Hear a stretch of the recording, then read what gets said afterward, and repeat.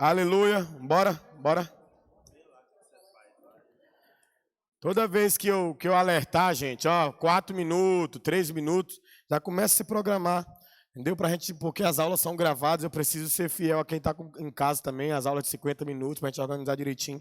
Então é 15 minutos. Eu sei que é pouco tempo o intervalo, mas quando a gente fala assim, 5 minutinhos está faltando, então você já começa a se preparar, termina de tomar o seu café, ou de conversar com alguém já sentadinho no seu lugar. Beleza? Cadê o Tiagão? Pode soltar.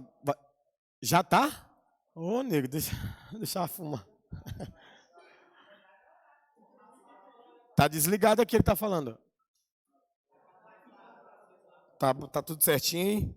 Amém. Então vamos lá, nós estamos na página 8, não é isso? Página 8, aí você pode ir para o finalzinho dela aí, a natureza da doutrina. E abre a sua Bíblia comigo em Lucas 5.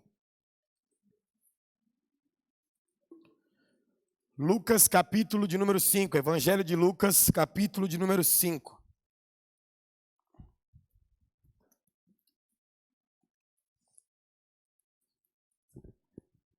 Eu gosto muito de pegar alguns textos específicos da Bíblia que Jesus, ele manifestava o seu poder e às vezes a gente se atenta para o poder dele, mas não percebe o porquê que o poder dele se manifestou. E por vezes nós vamos ver na Bíblia que o poder de Cristo se manifestou por causa do ensino anterior. Porque a palavra doutrina significa ensino, amém? Aqui, agora a gente vai falar da natureza da doutrina. Então, a palavra doutrina está aí na apostila, significa ensino. E em Lucas 5, que fala da pesca maravilhosa, você vai ver que a pesca maravilhosa aconteceu pós um ensino. Então, às vezes, a gente quer desfrutar do poder de Deus sem conhecer Deus. E aí eu acredito que quando você conhece Deus de verdade, é aí que você tem o acesso ao poder de Deus. Amém? Então, aqui em Lucas 5, a gente vai ver isso. Vamos lá. Lucas 5, do verso 1 ao 3.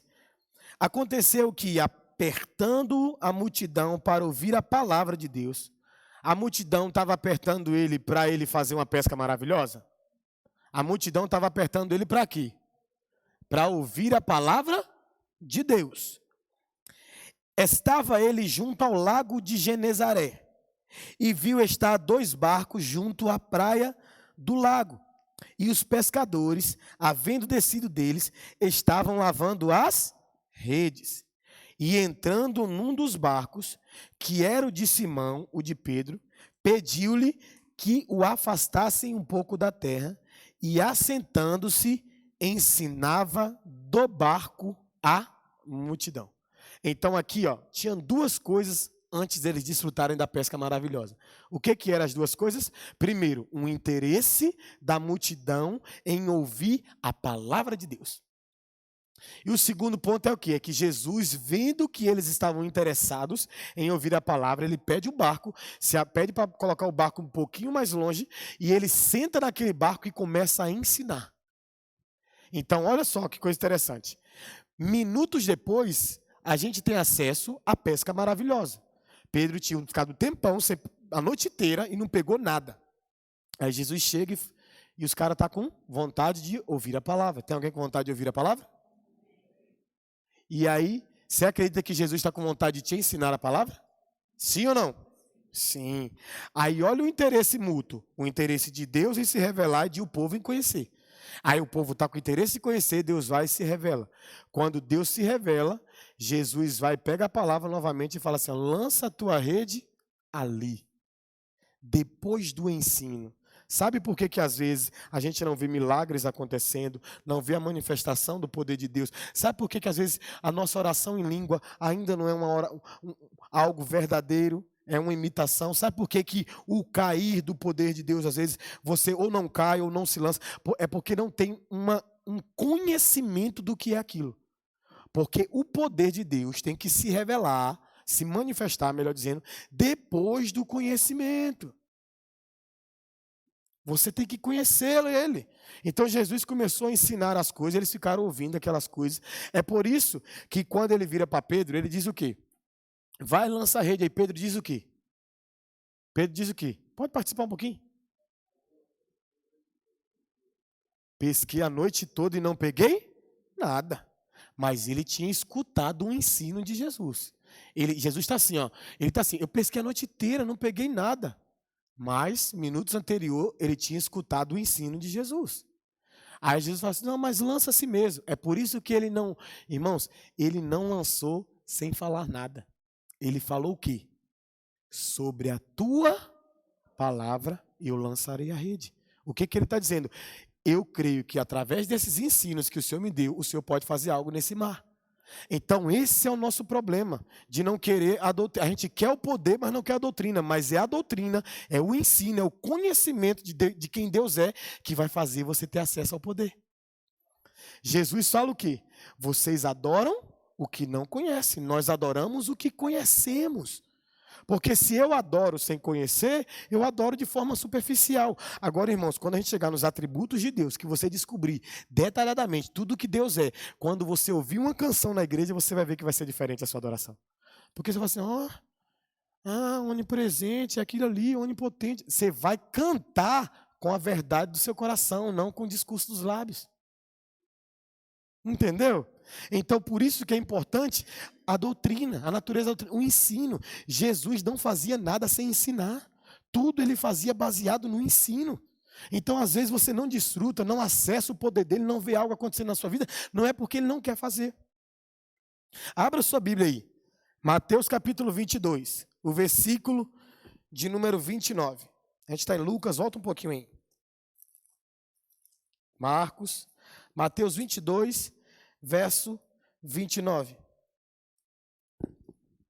Que é um texto que eu amo esse texto para ensinar sobre esse equilíbrio entre doutrina e poder de Deus. Achou aí? Diz assim, Jesus, porém, respondendo-lhe, disse-lhes, errais, não conhecendo o quê? Nem o poder? Você acredita que a ordem das coisas tem importância para Deus? Claro que tem. Lembra de Romanos 12, 2? Não vos conformeis com este mundo, para que você experimente o quê? A boa, agradável e perfeita vontade de Deus. Começa boa, se torna agradável e termina perfeita. Então, a ordem das coisas tem muita importância para Deus. E aqui ele fala, vocês erram por não conhecer as Escrituras e o poder de Deus. Então ele está falando assim, ó, você não acessa o poder de Deus porque você não conhece as Escrituras. Porque no dia que você conhecer as Escrituras, que é ensino, que é a natureza da doutrina, que é você ter prazer na palavra de Deus, aí você vai ter acesso a isso. Quem está entendendo? Amém? Então vai, página 9.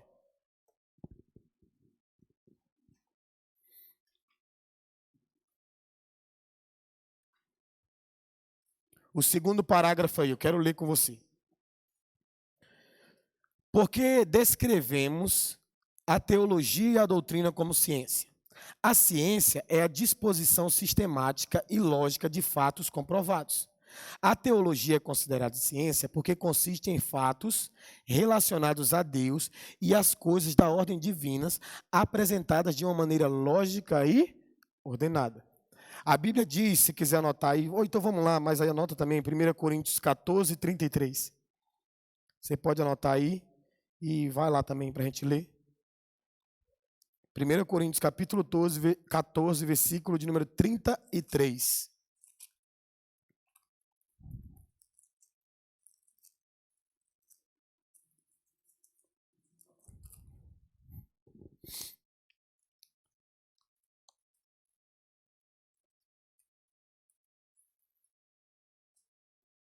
Aleluia.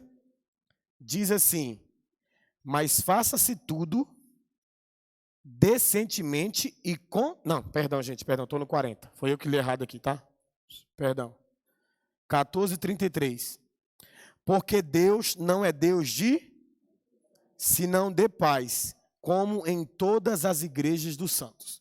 Então, Deus é Deus de confusão? Então, Deus quer que você fique confuso? E como tirar a confusão da mente de alguém? Ensinando a esse alguém a palavra de Deus.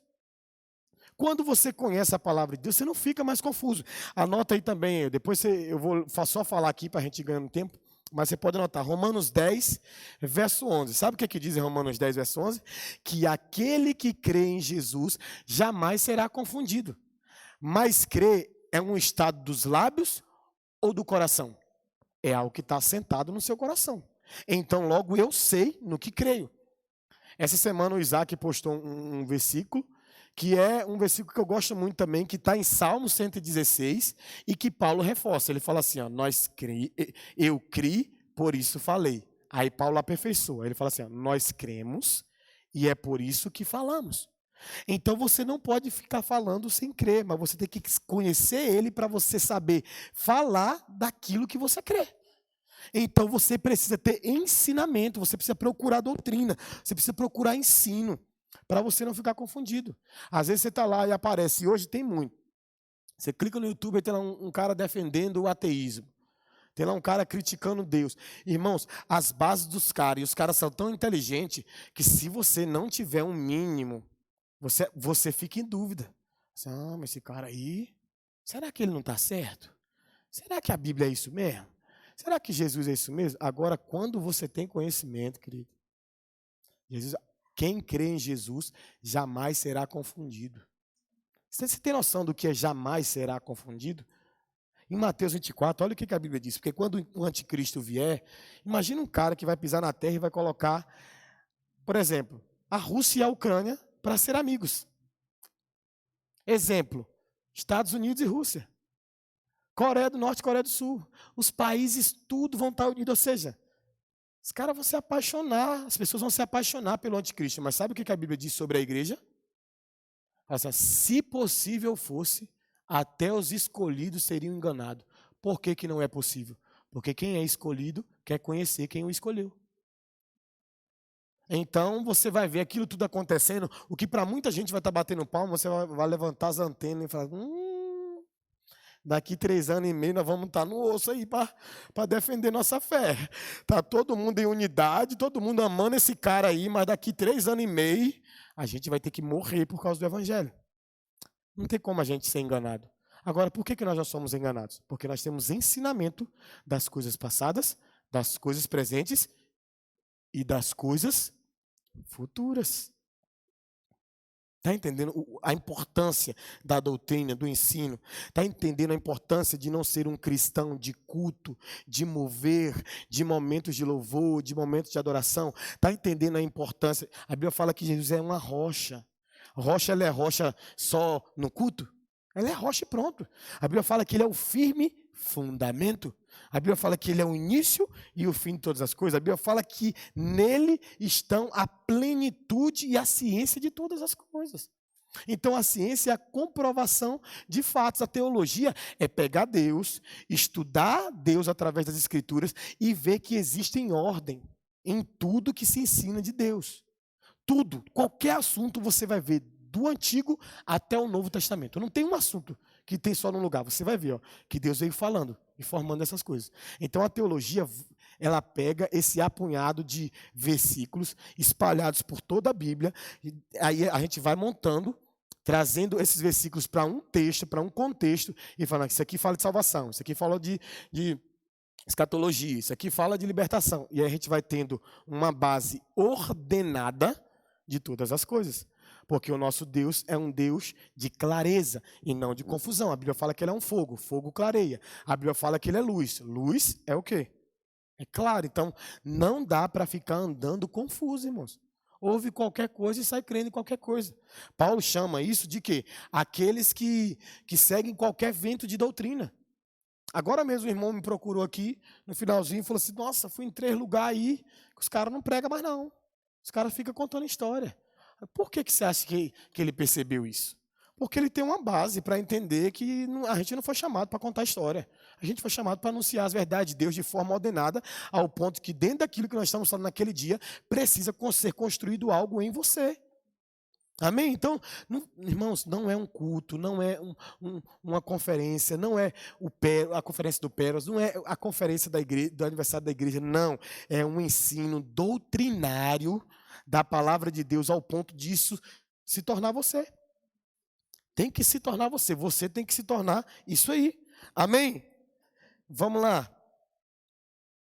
Eu quero ler porque essa parte aqui também é muito importante, é bom a gente ler para a gente não deixar nada para trás desse próximo parágrafo aí. Diz assim: qual a ligação existente entre teologia e religião? Olha para mim aqui para eu te explicar algo. A gente condena a religiosidade. Nós não condenamos a religião. Se teve alguém que já leu um pouquinho aqui, sabe do que eu estou falando. A religião em si é boa, ruim é a religiosidade. Entendeu? Tá, fulano é religioso. Aí isso é ruim. O que é alguém religioso? Que fica muito supersticioso. Lembra? Eu respeito, eu entendo, mas vou falar aqui para você. Por exemplo, uma coisa que é religiosidade. Vou pegar uma coisa simples para te explicar. A gente chegava nos cultos e as pessoas falavam assim: eu quero que você fique de pé em reverência à palavra de Deus. Isso é reverência? Não.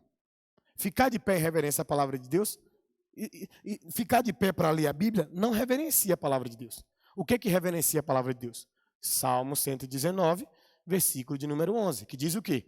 Escondi a tua palavra no meu coração para não pecar contra ti. Então eu posso ficar de pé para dizer que estou reverenciando a palavra de Deus, mas não está. Porque reverência não é ficar de pé com ela na mão. Reverência é ter ela no coração e viver ela. Então isso é um tipo de religiosidade. Entendeu? Então, assim, religiosidade é algo que o homem vai criando ali para fingir uma espiritualidade, para fingir um temor. Agora, religião é diferente, é isso que nós vamos falar aí agora. Religião origina-se da palavra latina ligare, que significa ligar. Religião representa as atividades que ligam o homem a Deus em determinada relação. A teologia é o conhecimento acerca de Deus. Assim, a religião é a prática. Ao passo que a teologia é o conhecimento, ao passo que a teologia é o conhecimento.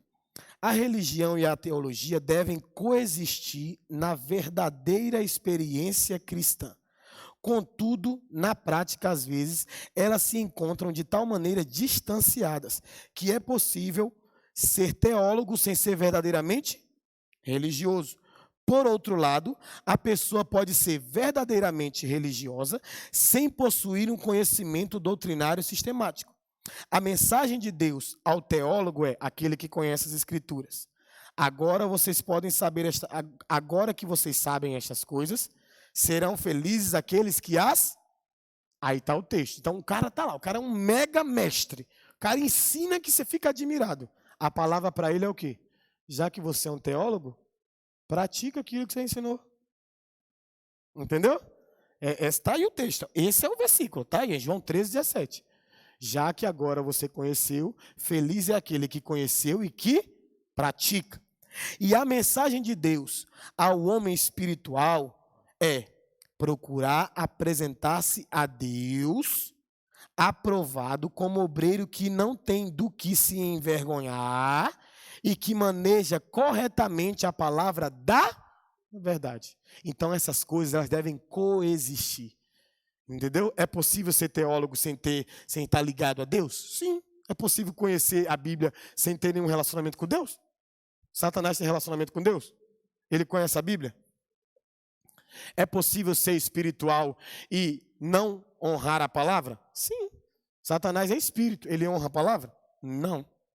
Então a gente precisa entender que estar ligado a Deus e conhecer a Deus devem coexistir. Essas coisas andam de forma simultânea, juntas. Ah, fulano é tão espiritual. Aí, irmão, fala alguma coisa da Bíblia, algum assunto aí. Ah, não, eu sou espiritual para ficar orando de língua no culto. Sou espiritual só para ficar... Não. Sua espiritualidade tem que ter conhecimento e seu conhecimento tem que ter espiritualidade. É prática e conhecimento. Amém? Então, ligar é um relacionamento, homem ligado a Deus. Teologia é o conhecimento. Então, espiritualidade e cumprimento daquilo que você conhece. Amém? Vamos lá. Qual a diferença entre doutrina e dogma? Doutrina é a revelação da verdade conforme se encontra nas Escrituras. Dogma é a declaração da verdade conforme se encontra nas Escrituras. Dogma é a declaração do homem acerca da verdade apresentada em um credo. Então, o que é dogma para nós? Aqui, ó.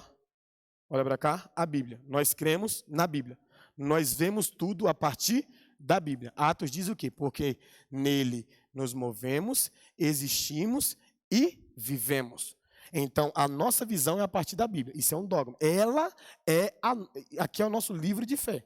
E aí, o outro ponto que é a doutrina é a revelação da verdade. É as verdades de Deus ordenadas em assuntos diferentes. Amém? Então, o que é a revelação? Vamos falar sobre isso. Essas são as verdades que diz sobre isso.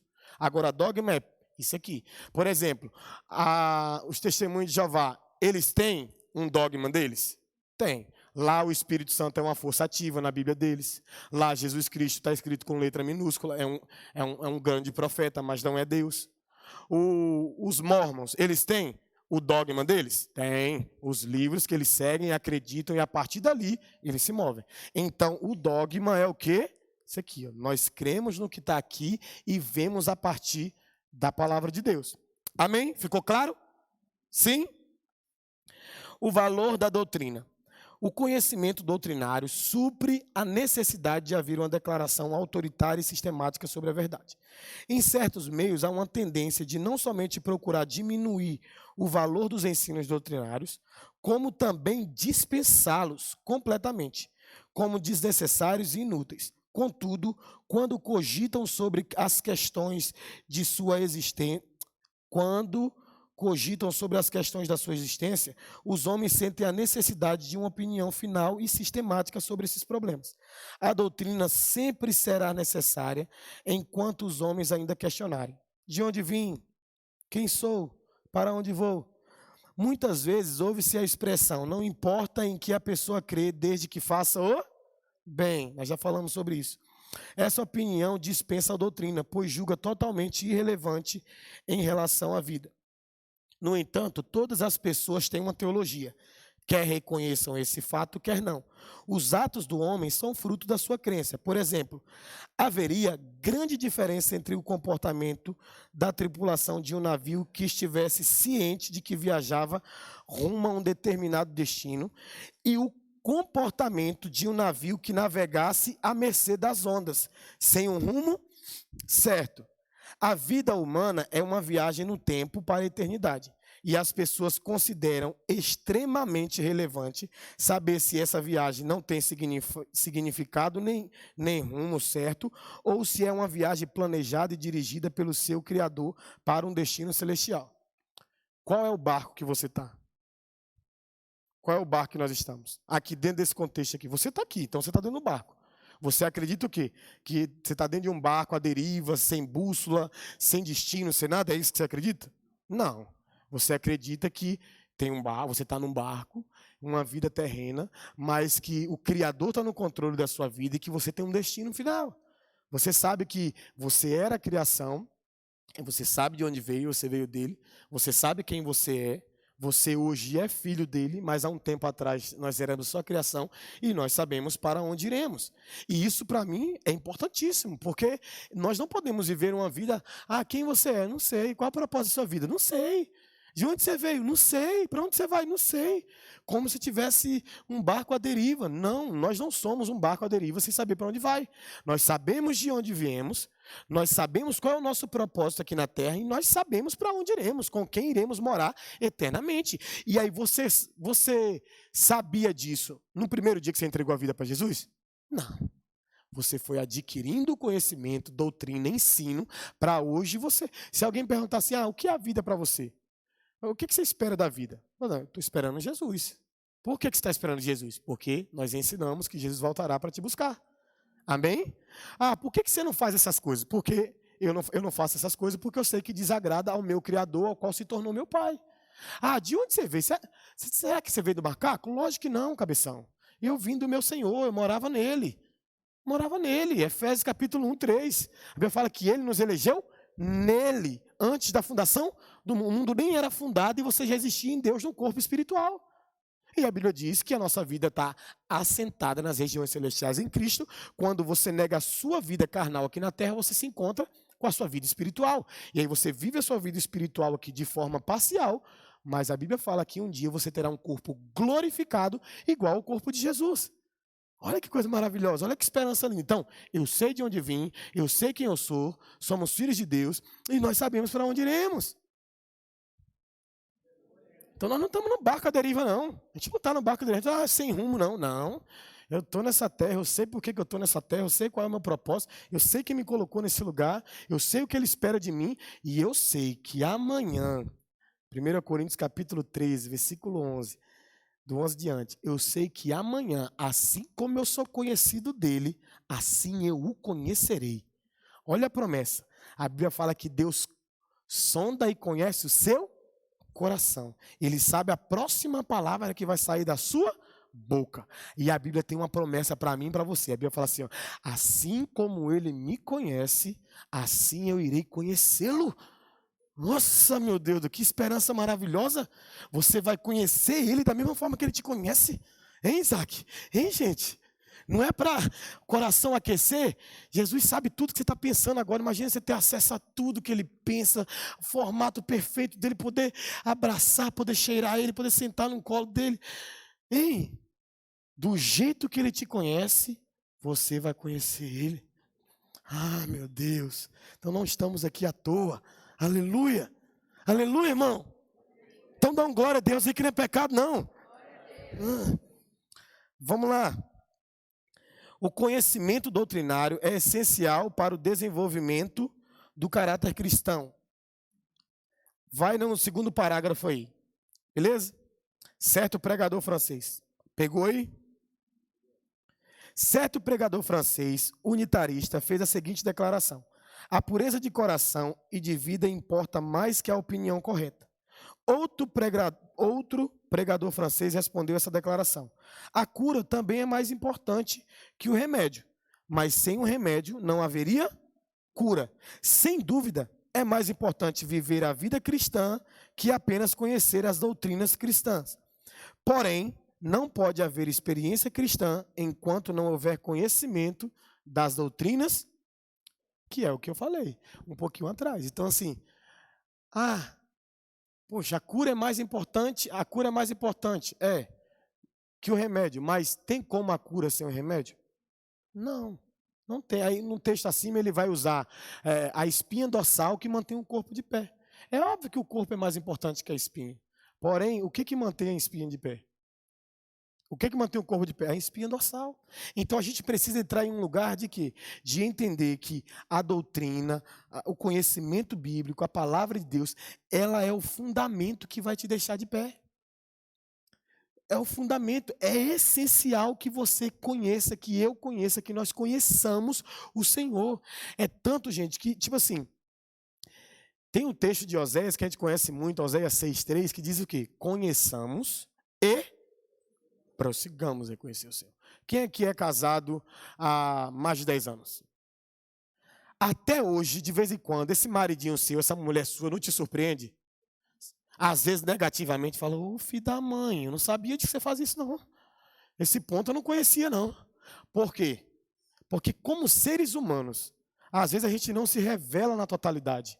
A gente conhece hoje, mas para conhecer na totalidade, a gente precisa continuar querendo conhecer.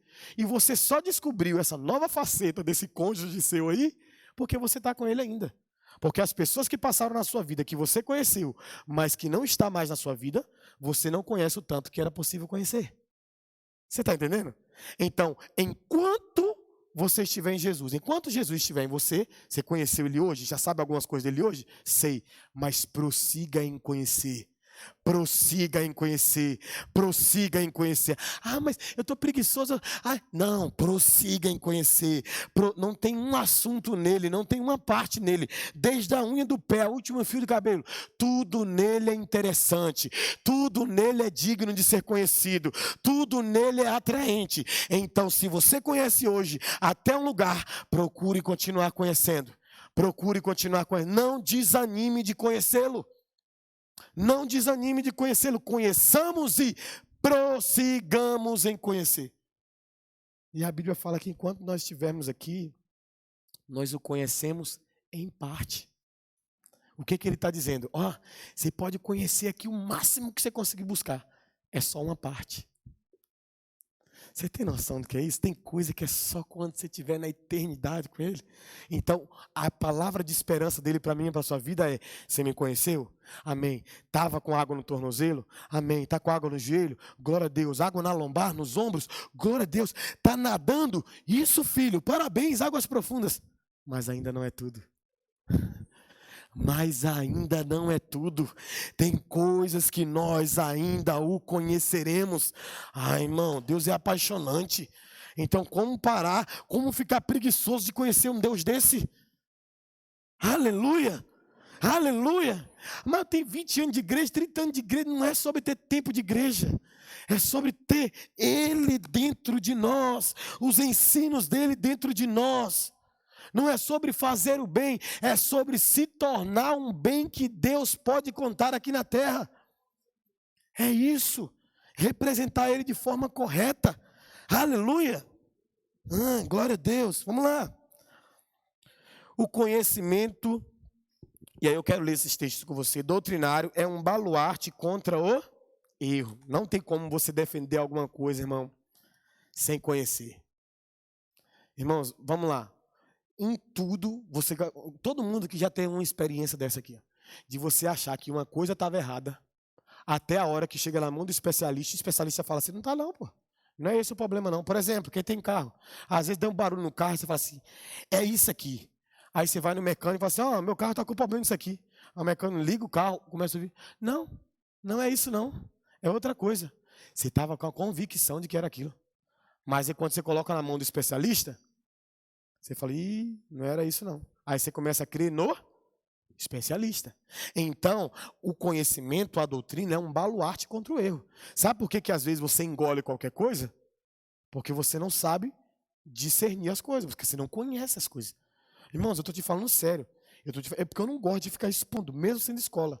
Tem hipercaras, mega famosos no nosso país, pregadores exímios, que quando eu escuto, eu falo assim: cara, não é possível que esse cara está falando um negócio desse. Eu posso falar de um, você não vai ficar com raiva de mim, não, mesmo você gostando dele? Posso ou não? Posso ou não, gente? Tiago Brunet. Rapaz, eu estava vendo, eu vou te indicar para ver, vai ser um para casa para você. Depois você comenta no grupo o que você achou. É um podcast dele naquele jornal do Lacombe lá. Como é o nome do jornal?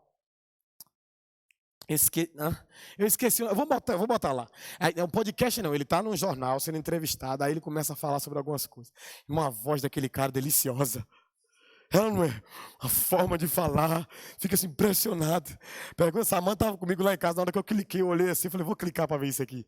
Era só a parte da entrevista. Aí cliquei para ver. Aí estou vendo ele falando. Eu vou deixar você curioso, eu não vou falar aqui para você ver depois.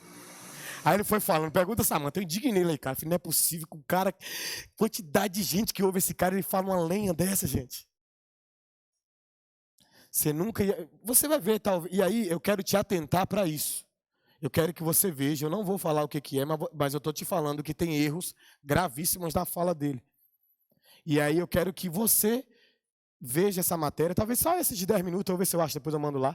Gente, eu não quero aqui não estou dizendo que ele não é homem de Deus, tá? Não estou dizendo isso não, estou dizendo que você precisa... O que a Bíblia diz? Até sobre o seu pastor pregando. O que a Bíblia diz? Ouve tudo, retém o que é bom. O que a Bíblia diz? O que Paulo elogia uma igreja que está ouvindo ele? A igreja de Bereia. Ele elogia que aquela igreja conferia nas escrituras se o que o Paulo estava fazendo era correto. Eu ensino vocês, quem anda comigo há muito tempo sabe. Irmãos, pode conferir nas escrituras. Se um dia não bater, pode me chamar e me alertar.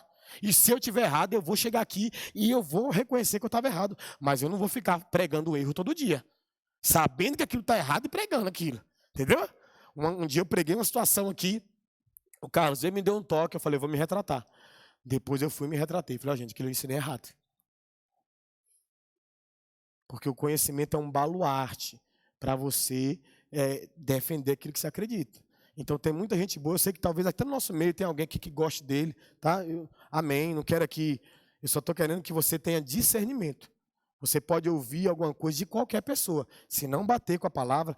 Luiz Hermínio, se não está batendo com a palavra, porque nós estamos sujeitos a interpretar errado, e por causa daquela necessidade de momento, por causa daquele momento, porque você achar que aquilo é uma inspiração divina, você prega.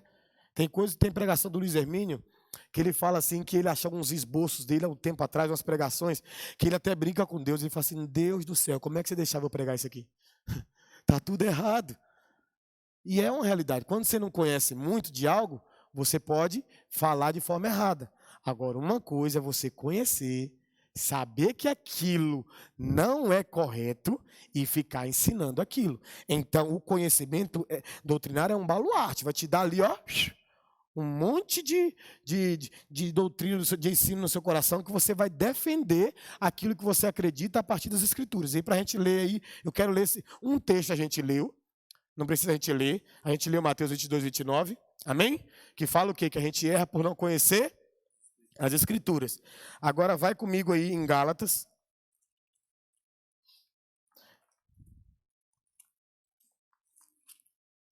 Capítulo de número 6, capítulo número 1, versículo 6 ao 9.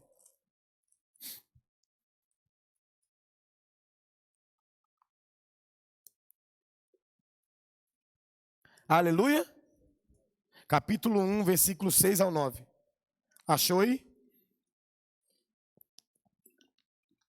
Diz assim: maravilho-me de que tão depressa passasseis daquele que vos chamou a graça de Cristo para outro evangelho, o qual não é outro, mas alguns que vos inquietam e querem transtornar o evangelho de... Mas ainda que nós mesmos, ou um anjo do céu, vos anuncie outro evangelho, além do qual já vos tenho anunciado, seja o quê? Anátema, a mesma palavra para quê? Maldiçoado, maldito. Verso 9.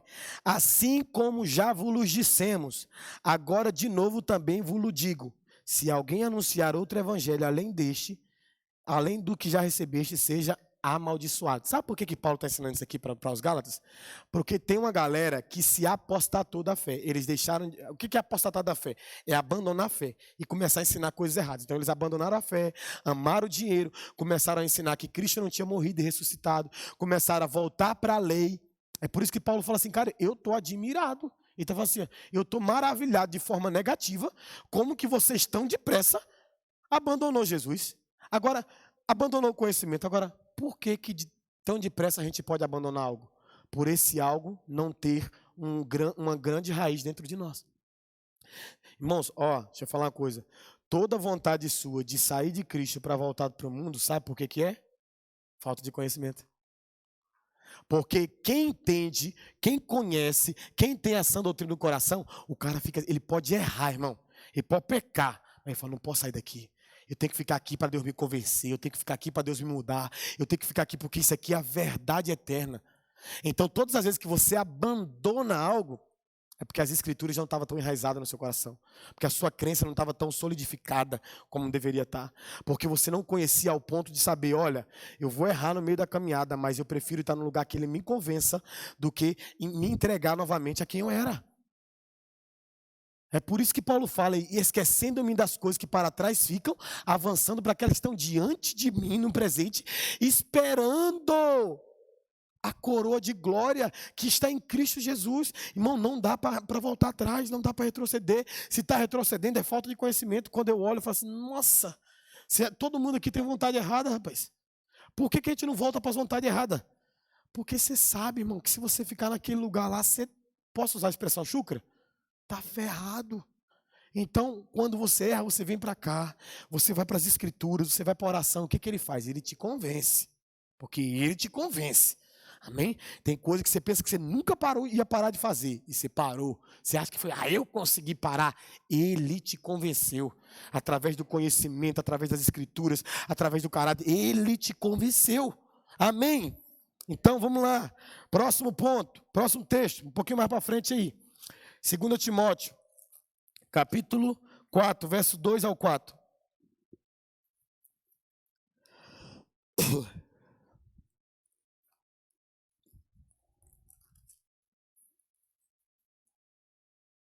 Faz sinal para mim do tempo, por favor. 2 Timóteo, capítulo 4, versículo 2 ao 4.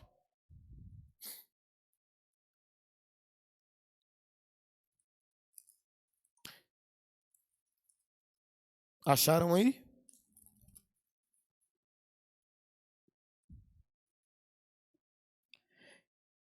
Que pregues a palavra a tempo e fora de tempo. Redarguas, repreendas, exortes com toda longanimidade e doutrina, com toda paciência e Bíblia. Paciência e Bíblia. Vamos lá. Verso 3. Porque virá um tempo, é esse tempo aqui que nós estamos vivendo, tá? Virá um tempo em que não sofrerão a sã doutrina, tendo comichão nos ouvidos, amontoarão para si doutores, que é a mesma palavra para mestres. Mestres conforme as suas próprias concupiscências, que é a mesma palavra para vontade. E desviarão os ouvidos de onde? Da verdade, voltando a fábulas, coisas ilusórias. Mas tu, sê sóbrio em? Sofre as aflições e faz a obra de um evangelista, cumpre o teu ministério. Qual que é o alerta de Paulo aqui para Timóteo? Ele está dizendo, o que ele está dizendo aqui? Muita paciência ao ensinar as escrituras. Exorta, corrija, direciona as pessoas, porque tem um tempo, irmão, olha o perigo. E vamos lá, o falso profeta pode estar dentro de cada um de nós. Às vezes a gente quer perceber o falso só do lado de fora, mas às vezes o falso está do lado de dentro. Lê as escrituras, interpreta do jeito que quer. Lê um versículo, pensa que aquele versículo isolado é uma base de vida. Tem uma frasinha de, eu não lembro, cara, que todo texto sem contexto é pretexto para heresia. Tá, pegou um texto isolado, é isso. Não, todo texto tem contexto. Todo contexto tem outras bases. Por exemplo, há uma regra na teologia que para algo se tornar uma afirmação bíblica, para esses dias tem que ter pelo menos 3 passagens bíblicas reforçando isso. 3 passagens da Bíblia, ou em livros iguais ou diferentes, mas dizendo sobre esse assunto. Aí você pode ensinar sobre aquilo. Então, a Bíblia fala que haveria um tempo, e esse tempo chegou, em que as pessoas procurariam doutores que ensinassem para elas o que elas queriam ouvir. Irmão, eu não sei se você já passou a experiência disso. Quando é Deus mesmo que está falando, não há conforto em você. É incrível, cara. Se Deus estiver falando, Ele não vai te deixar confortável. Agora, tem lugar que você vai, meu irmão, que você se sente o querubim. E você, nossa, que delícia, Deus é isso, é? Que maravilha, não, estou no caminho certo. Cuidado quando aquilo que você está ouvindo está agradando você. Porque a palavra de Deus não agrada você, ela transforma você. Se aquilo que você está ouvindo está te agradando, cuidado com as fábulas. Cuidado. Foi num culto, tudo que o pastor falou, glória a Deus, que delícia, eu sou esse cara. Epa, peraí. Não preciso mudar, não preciso transformar, não preciso ajudar ninguém, não preciso me tornar. Tem alguma coisa errada. Aleluia. Aleluia, gente. Com comichão nos ouvidos. Sabe o que é comichão? Mosca colocando lá. Como é o nome daquele negócio? Minha esposa tem pavor daquilo. Como? Varejeira? Sabe o que é comichão nos ouvidos? É alguém vindo, como uma mosca, colocando varejeira nos seus ouvidos e você gostando. Ouvindo o que você gosta. A Samanta está ali crendo. É mole. E o pior não é os caras ensinando. O pior é o povo gostando. Irmãos, quando você tiver um líder, eu sou um líder, e de alguns, um líder diretamente, ajuda seu líder. Sabe o que Paulo pede a uma das igrejas? Eu acho lindo aquele pedido de Paulo. Ele fala assim, ore por mim. Ore para que a porta da palavra de Deus continue aberta ao meu coração e Deus continue falando comigo. Todas as vezes que estiver orando pela minha vida, não fico orando para Deus me prosperar financeiramente, não. Fico orando para Deus me livrar de algumas coisas que a minha família tem que passar, não. Não. O que ele fala? Sofre as aflições, eu sei que a gente vai ter aflição.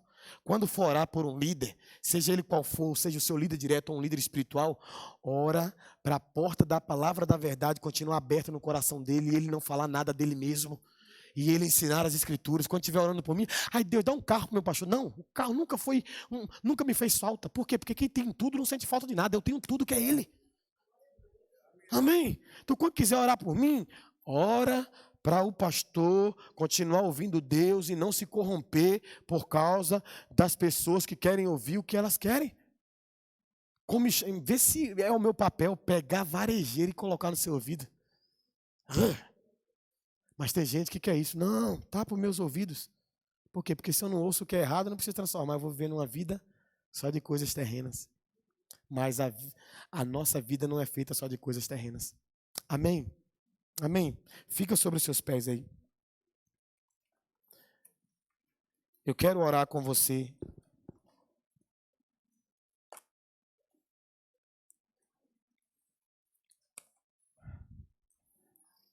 A aula foi produtiva, gente? Ore em cima daquilo que você ouviu, aprendeu, daquilo que falou ao seu coração. Não, eu oro primeiro, depois eu te dou. Deixa a oportunidade. Põe a mão no seu coração e na sua mente. Pai, eu coloco a vida dos seus filhos diante de ti. Sim. Está aqui a nossa mente. E a tua palavra diz que as nossas armas são poderosas em Deus para destruir fortalezas espirituais e levar em obediência cativa a nossa mente a Cristo. Nossa missão é obedecer a Cristo e seus mandamentos. Toma o nosso coração em tuas mãos, que ele seja aquecido, que o calor do nosso coração seja somente pela sua palavra, pelos seus ensinamentos e jamais pelos nossos desejos insanos e desviados da sua verdade. Nós oramos por cada pregador da tua palavra. Ó Deus, a tua palavra diz que é para a gente pregar a tempo e a fora de tempo. E eu peço ao Senhor que aqueles homens que o Senhor confiou verdades, que o Senhor confiou revelações e que não estão desviados dessas revelações, eu oro para que eles continuem com esse fogo no coração, pregando não só nas suas igrejas, pregando não só nos seus púlpitos, mas discipulando, ó Deus, no 1 a 1, discipulando em família, discipulando em qualquer lugar que ele chegar, sendo o momento para isso ou não. E eu oro, Deus, porque eu sei que o Senhor pode fazer isso também, para que o Senhor convença esses que querem ficar ouvindo o que a carne deseja. Convença eles a sair desses desejos. E eu oro, Pai, mesmo sabendo que haverá e já há, mesmo sabendo que é uma situação desses dias, mas nós não podemos perder a esperança. Eu oro para que o Senhor silencie aqueles que sujam os ouvidos do teu povo, Pai amado, com fábulas, com heresias, com ensinamentos errados. Eu oro, Deus, para que os nossos ouvidos estejam abertos à sua voz, ao teu espírito, que ele tenha plena liberdade para nos ensinar tudo aquilo que o Senhor quer nos ensinar, Pai. Nós te agradecemos por mais essa aula, Senhor. Em nome de Jesus, amém. E graças a Deus, você pode celebrar o Senhor. Queridos, senta um segundo aí, só para a pastora dar uns recados aqui para você, por favor. Aleluia. Boa noite. Graça e paz. Precisa, pode. Precisa? Não precisa tomar uma coisa rápida. Depois eu mando lá.